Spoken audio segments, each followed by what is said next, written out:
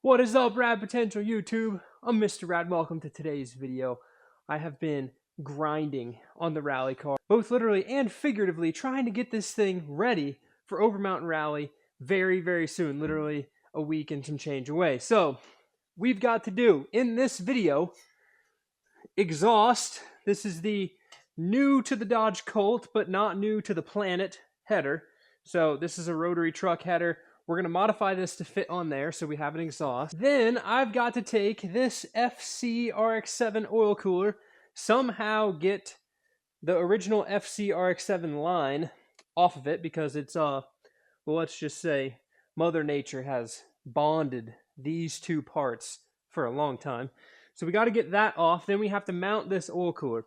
Once the oil cooler is mounted or, you know, approximately creatively set on something in its general location, I can make the oil cooler lines, which means I can put oil in the engine, and then we can fire it up. Goal for this video, fire up the 12A full bridge in the rally car.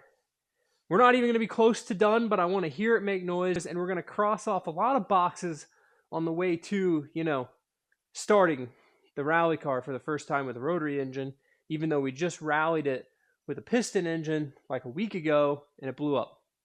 So let's get to work. Noted, rotary engine header does not come out the top, has to go out the bottom. We'll appreciate this. I was unwilling to sacrifice my nice road race first gen RX-7 header. I have a crummy old rusty truck header, courtesy of, I believe this is Charles's old red truck header, and it's got a little crack. I'm gonna weld shut and we're gonna make it work. Either way, the header cannot hang, you know, 4 inches below the frame rail because one giant rock, and I will fold the whole exhaust under the axle again, and then we'll be like supremely deaf because Bridgeport rotary loud.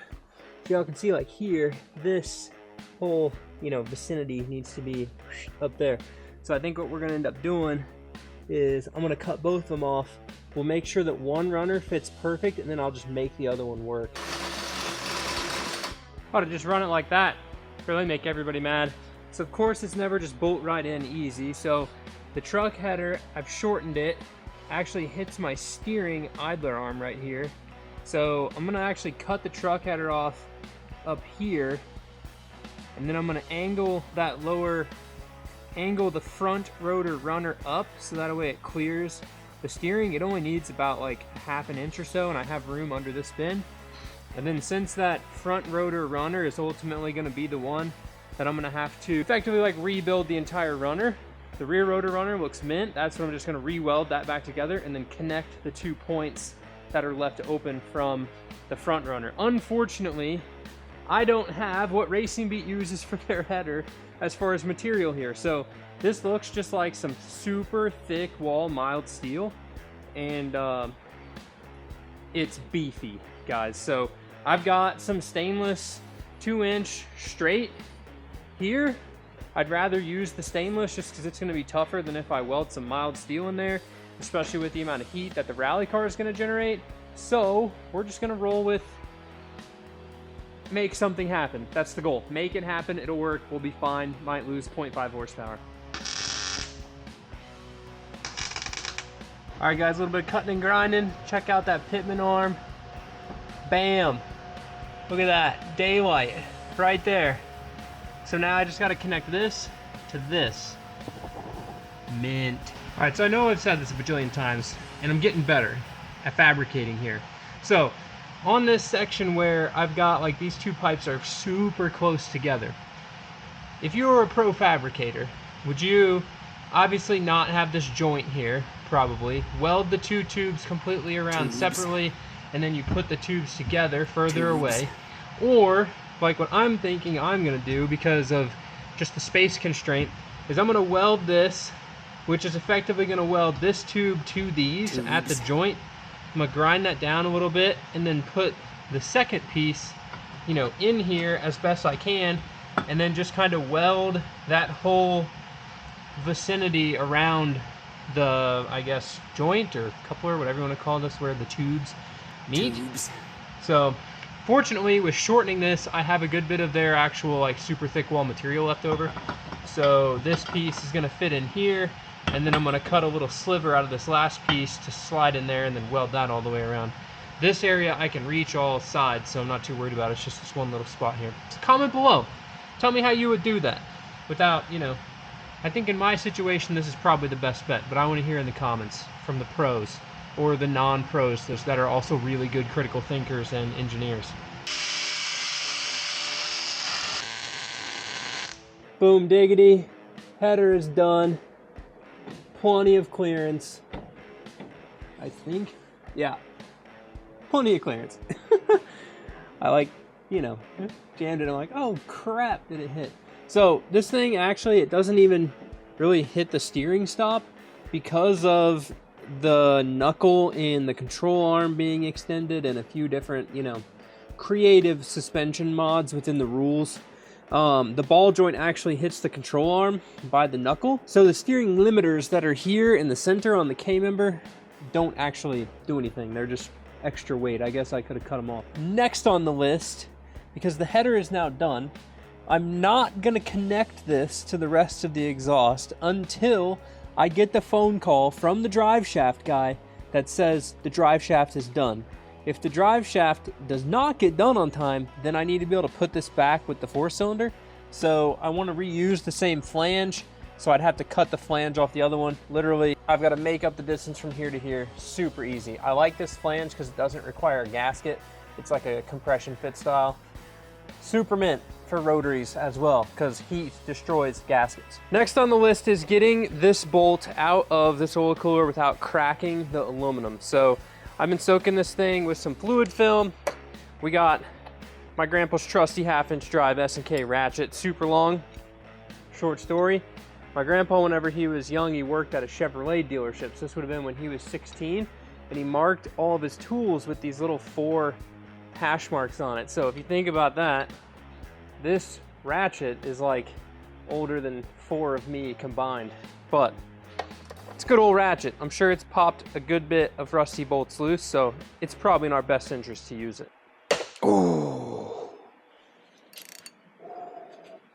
If y'all could feel how much of my weight was on that.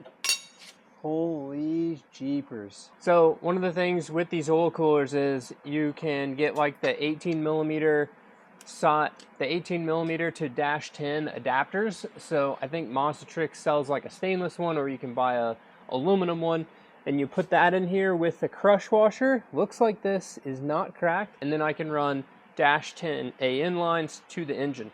So on the FC, I'm gonna have to check. I'm pretty sure because this line is the short line, that's gonna mean that this went to the front cover, that this port right here is going to be the inlet. So I need to make sure that I orient and hook this up the correct way. These oil coolers are super rad if you can run an OEM one that's in decent shape, because they have a built-in thermostat. So I love to save OEM oil coolers. If this one wouldn't have worked, I'd have probably tried to go grab 2 RX-8 oil coolers and just run them in a series up here in front of the radiator versus like one kind of aftermarket one. Serviceability of your race car, guys, is probably the most important thing, especially when we're racing rally halfway across the country. If you can't afford to have a bunch of spare parts of all the custom stuff you've got in your car, then you got to go with stuff that's going to work, that you can also get backups of. You know, losing an oil cooler at a rally, that's probably a race-ending event, unless, you know, FC oil coolers might be harder to get than custom parts these days, but I've got a backup one, so we'll run that. The next part is going to be the hardest bit on this whole deal. I'm going to remove the dash out of the car. We're going to finally like disconnect the battery so we won't have all of our cool lights and stuff, or at least I will while I'm removing the dash.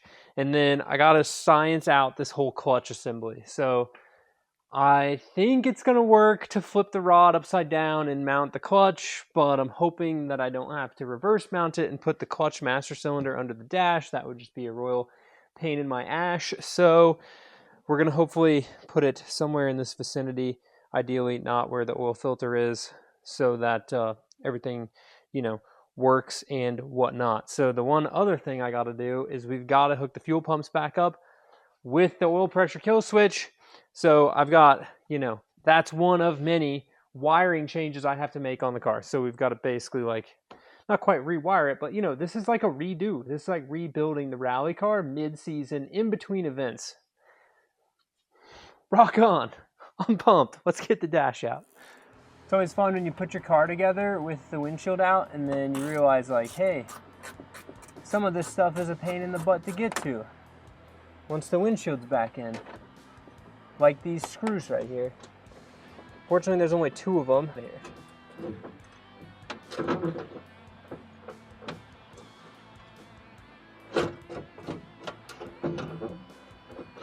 Right?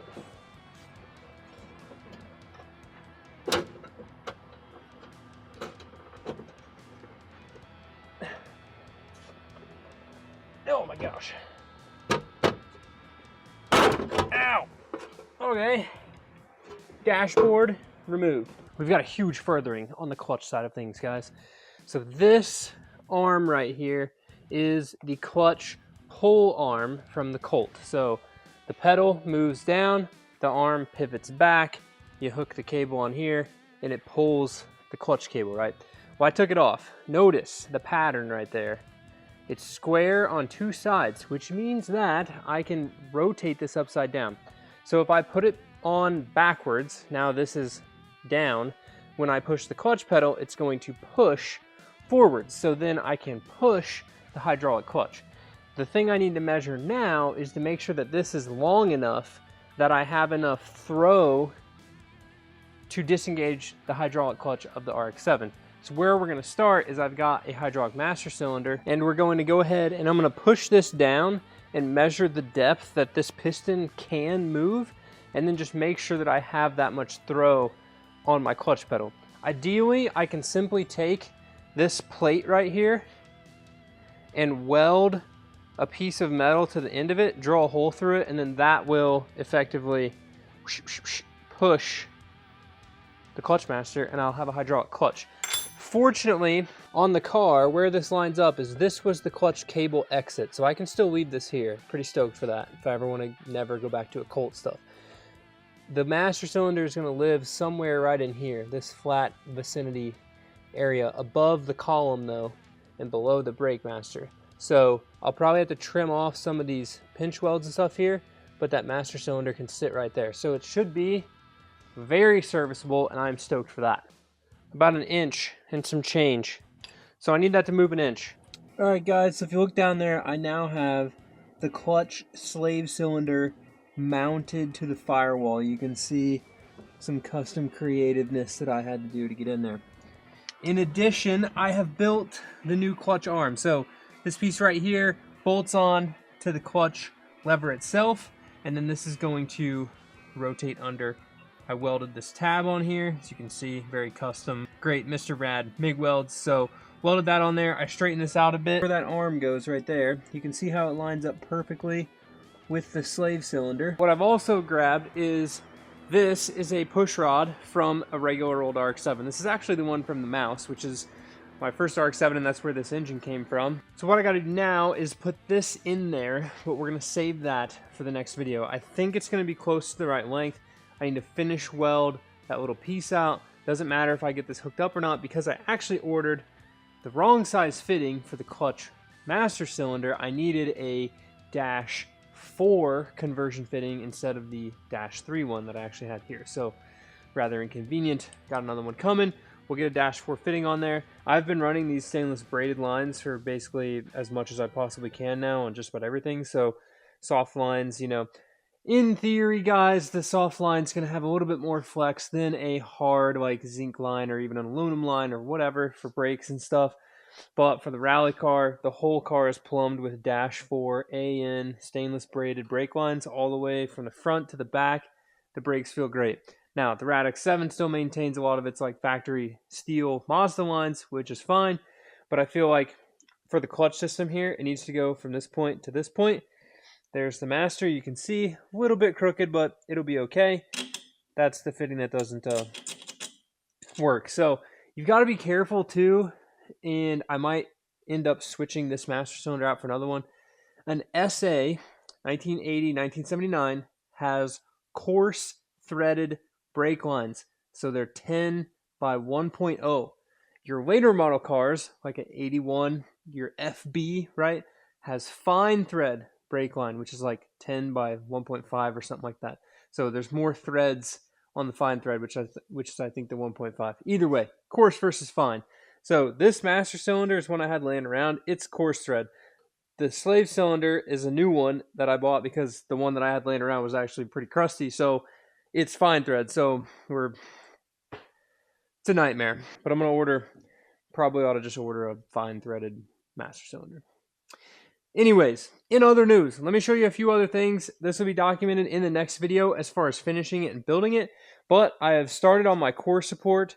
So one of the things I did on my Rad X7 is I built a whole new like V-mount core support that held my radiator and intercooler on one assembly. So then you just took out a couple bolts and you could remove the entirety of the radiator and the intercooler together. So you just disconnect the hoses or the intercooler pipes, pull the whole unit out. So you're not like, let me take the 4 bolts off that hold the radiator in, then let me take the 6 bolts off that hold the intercooler in. So it's all one unit. So on this car, I'm doing the same thing. So I needed the oil cooler up here so that we could run this engine. So I started on my core support. So I went ahead, I capped off the original core support here. We added these braces to hold the hood pins because the core support was a little flexible. Chopped it there, chopped it there. I built this little kind of like a T or an H bar. I welded some little bungs down on the frame rails. So effectively the vertical uprights just slide into a little female bung on the frame rail. And then you take this bolt out, which has a nut screw under it. This bolt out, which has a nut screw under it. Disconnect the lines. Radiator and oil cooler will all lift out as one unit. I've wired it since I spoke with you last as well. So simple electronic ignition wiring is super easy. 12 volts to the positive side of both coils. That 12 volts power goes to both igniters. The 12 volt side is the vertical part. You then have your signal from the igniter coming back to then tell the coils to fire. So the first igniter, as you're looking at your distributor and it's spinning clockwise, is the leading. The second one is the trailing. So you see my blue wire here goes to the negative side of what is now the leading coil. The green wire here goes to the negative side of what is now the trailing coil. Tack wire hooked to the trailing coil. Basically, I've got the oil cooler lines made. I've got to put a simple -6 fitting on this fuel line right here and cut some zip ties and hook it to the carburetor. I got to hammer the hole a little bit bigger for the starter, so we'll put the starter on, and this thing should start. I should put oil in it too. But yes, we're going to fire this thing up very quickly. So let me button up those last few things, and we will get ready to hear this Bridgeport make some braps. It's going to sound freaking rad. It has probably been one of the craziest Labor Day weekends I've ever had. Also, I saw one of the comments on the last video that y'all enjoyed the music that I listened to in my shop. I wish I could just put this music as the music for the videos, but unfortunately, like, this music would be too expensive for the budget that it takes to make these videos for me to like license it. So y'all just gonna get short clips of it. But yes, tons of fun instrumental guitar music. I used to play the guitar a lot, and then I got interested in cars, so the guitar kind of has stayed hung on the wall, unfortunately. But we'll pick it up again, get a little older and unable to crawl around or ride mountain bikes, and we'll pick up the guitar as a hobby. The ultimate question is, I'm pretty sure I'm going to have to lift this engine back out of here to finish out my trans tunnel. So this will be a good just flush the oil system out, put a fresh filter on it, be ready to go. One thing I haven't done is order a fancy newer car starter for this. So this is a nice like old school 12A starter. They're pretty big.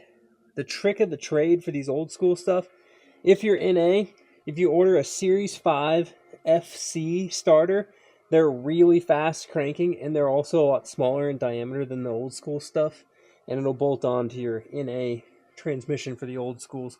The only thing that's different, though, is that the S5 starter won't be threaded up here, so you'll have to get a longer bolt to hold it in versus the thread-in style in the old school. I'm going to have to just cut out a huge chunk of my floor and get the starter in there and then just box it in from the inside.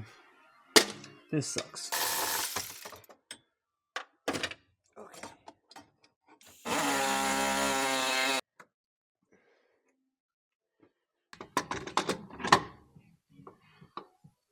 Hey, getting closer.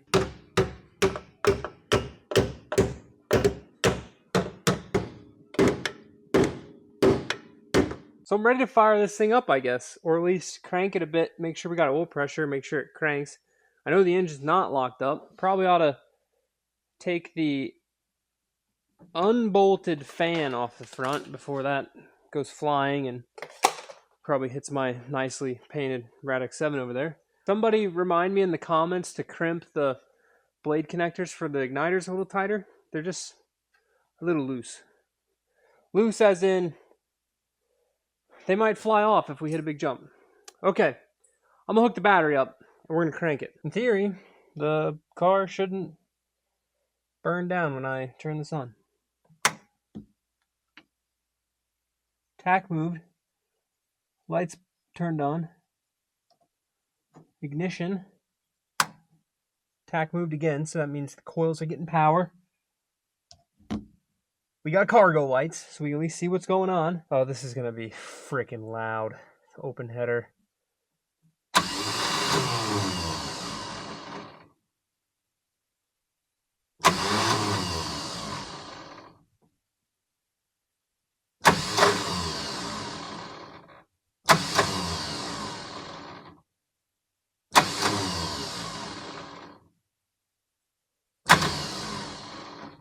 Starter not engaging. Maybe I need a different starter? I got no cranky crank. Okay, I'm gonna grab another starter from, I don't know, we'll find one. I think I have other ones, maybe. So I acquired another starter from the trunk of one of my parts cars. Unknown condition, but most likely good because I didn't throw it away. Typically when parts are bad, I throw them away. So looks to be the same. We're gonna swap it out. I'm gonna make sure to turn the battery off first before I spark this thing, burn the whole house down. We're cranking. We are cranking. All right, let's put some fuel in it. It should have some oil pressure. This thing's going to fire up and I'm freaking stoked. This has been a lot of late nights getting to this point and been a lot that's happened in the last couple of days. So I'll tell you all about it at the end of the video, but let's just say it's going to feel really good to fire this up. Ooh, baby. Okay, so what I got to do is I got to turn the ignition on first. Second, earplugs, because this thing, cover your freaking ears, boys. This is going to be loud. Third thing, I need fuel pressure. So let's just fill the float bowl up. Now we got fuel in the bowls. Woo-wee. Okay. This is going to be freaking insane, guys, because this thing's going to be so loud. So it's open header. It's a Bridgeport. I have the utmost confidence that it's going to start. Yeah, it should start. Let's just start it. Keyword, just freaking start it, eh? Okay. We got no water in the engine, but we're going to run it anyways. Oh yeah, spraying that fuel. What are the odds it fires right up? I think the odds are ever in our favor right now. Here we go.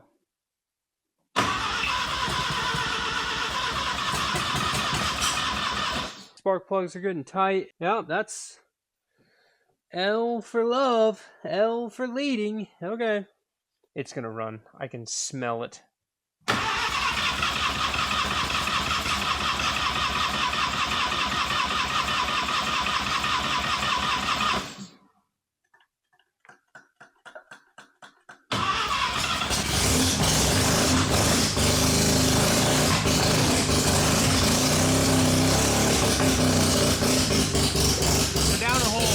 Down a hole for sure. I wonder if it's got dirt in it. So if you're new to carburetors, this is what's called the main jet for a Weber. So this is the emulsion tube, the jet holder. You have the jet itself at the end. The air bleeds up in there. Science, water, laminar, turbulent flow, all happens, and you get a fuel curve. So mainly just doing a little visual inspection. Make sure there's no crazy like dirt and grime in these. It would have cleared up whenever I revved it if it was something idle primary side or main jet was clean when I revved it. The main jet being clean, it should have cleaned up. So also could be plugs. It does just have a set of used plugs that I just threw in there. So I think, honestly, I'm really leaning more towards a fuel issue, but we're just going to eliminate this as a problem.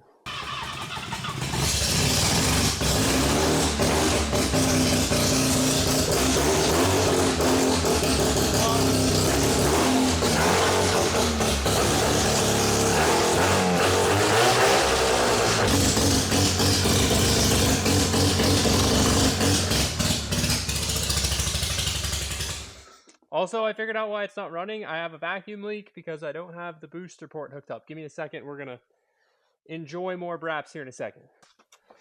Also, if one of my two neighbors out here, or the rest of my family, which is a mile and some change away, can hear me, I apologize, but we need this right now. We need braps. We just need it.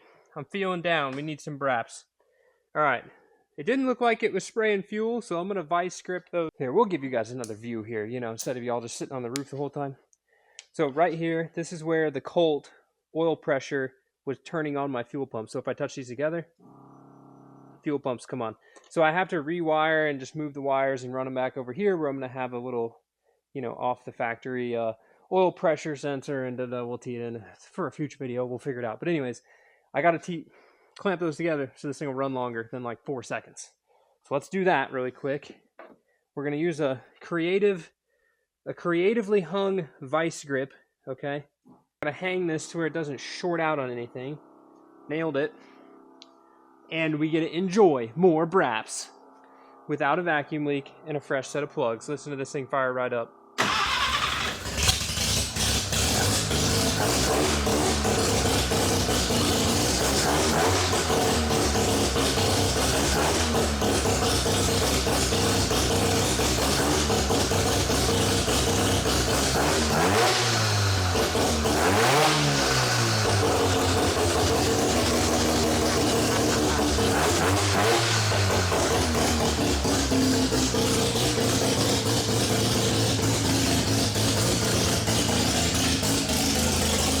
Listen to the bridge!